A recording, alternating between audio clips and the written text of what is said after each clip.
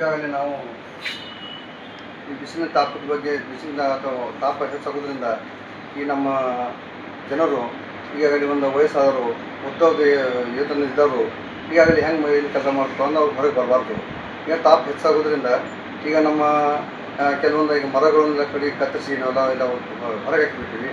ಕುಂಡ್ಲಿಕ್ಕೆ ನ್ಯಾಳಿಲ್ಲ, ಹಣ್ಣಿರಲಿಕ್ಕೆ ನ್ಯಾಳಿಲ್ಲ, ಕುಡಿಬೇಕಾದ್ರೆ ತಂಪು ನೀರು ಸಿಗಂಗಿಲ್ಲ. ಏನೋ ಒಂದು ಚಿಕಿತ್ಸೆ ಸಲುವಾಗಿ ನಾವು ಗೌರ್ಮೆಂಟ್ ಹಾಸ್ಪಿಟ್ಲ್ಗೆ ಬಂದಿರ್ತೀವಿ. ಹಾಸ್ಪಿಟಲ್ಗೆ ಆದರೂ ಬಂದರೂ ಸರಿ ಕೆಲವೊಂದು ಕಡೆ ನ್ಯಾಳಿಲ್ಲ.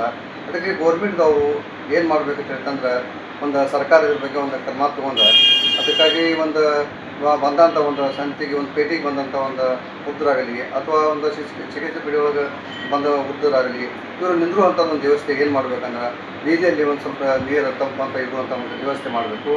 ಆಮೇಲೆ ಅವ್ರು ನಿಂದಿರುವಂಥ ಒಂದು ನೆಲ ವ್ಯವಸ್ಥೆ ಮಾಡಬೇಕು.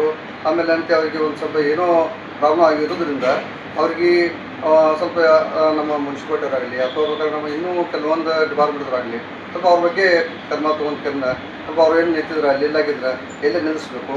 ಆದರೆ ಅಂಗಡಿ ಮುಂದೆ ನಿಂದ್ರು ಬರೋಂಗಿಲ್ಲ. ಮಂದಿ ಇಲ್ಲಿ ನಮ್ಮ ವ್ಯಾಪಾರ ಬಂದಾಗಿ ಹೊರಗೆ ಹೊರಗೆ ಇರ್ತಾರೆ. ಅದಕ್ಕೆ ಇದ್ರ ಸಲುವಾಗಿ ಗೌರ್ಮೆಂಟ್ ಒಂದು ಸ್ವಲ್ಪ ಇದ್ರ ಸಲುವಾಗಿ ಒಂದು ಕ್ರಮ ತೊಗೊಂಡು ಕಾಳಜಿ ತೊಗೊಂಡು ಒಂದು ಕುಡಿ ನೀರಿನ ವ್ಯವಸ್ಥೆ ಮಾಡಬೇಕು. ಆದರೆ ಕಲ್ಲಂಗಡಿ ಅದು ಇಂಥ ಹಣ್ಣು ತಿನ್ನಬಾರ್ದು. ಯಾಕಂತಂದ್ರೆ ಅವ್ರಿಗೆ ದಮ್ಮ ಇರ್ತೈತಿ ಮತ್ತು ಅದು ಕಟ್ಟಾಗಿ ಬಿಡ್ತೈತಿ. ಅದರಿಂದ ಇದು ಒಂದು ಸಮಸ್ಯೆ ಆಗೋದ್ರಿಂದ ಮತ್ತು ನಾವು ಹಾಸ್ಪಿಟ್ಲ್ಗೆ ಹೋಗೋದು ಹೆಚ್ಚಾಗಿರ್ತಿ.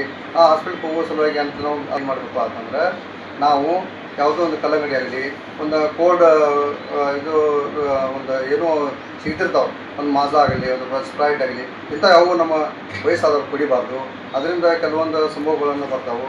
ಅದಕ್ಕೆ ನಾವು ಇದಕ್ಕೆ ನಾವು ಸಾಗಿ ನಮ್ಮ ವಯಸ್ಸಾದವರ ಯಾರೋ ನಮ್ಮ ತಾಯಿ ತಂದೆ ಇರಲಿ ಅಥವಾ ಅಂಥವರಿಗೆ ಇರಲಿ ಅಥವಾ ನಮ್ಮ ಅಣ್ಣ ತಮ್ಮರು ಇರಲಿ ಅಂದರೆ ನಾವು ಯಾವುದು ಕೋಲ್ಡ್ ಕುಡಿಬೇಡ್ರಿ, ನೀವು ಮನೆ ಒಳಗೆ ಇರುವಂಥ ವ್ಯವಸ್ಥೆ ಮಾಡ್ತೀವಿ. ಯಾಕಂದ್ರೆ ಹೊರಗೆ ಸೈತಿ ನನ್ನ ತಂಪಾಗುವರಿ ಅಂತ ಸ್ವಲ್ಪ ವೃದ್ಧರಾದವರು ಆರೋಗ್ಯವನ್ನು ಕಾಪಾಡಬೇಕಂತೇಳಿ ನಾನು ವಿನಂತಿ ಮಾಡ್ಕೊತೀನಿ.